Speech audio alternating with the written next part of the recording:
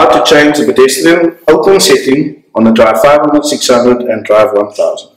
Firstly, let's go into program menu by holding down the square button for 2 beeps. Program menu entered. Scroll to the right to pedestrian mode setting. To change, press the square button once. Gives you a distance of 1 meter, which is 1000 millimeters. Change it to go to the maximum of 1.3 meters. Select by pressing the square button. Immediately after that, if you have beams connected, you'll get an auto close time, which you can select to the second you want. To select, press the square, save, and you can exit by pressing once, takes you out of program menu.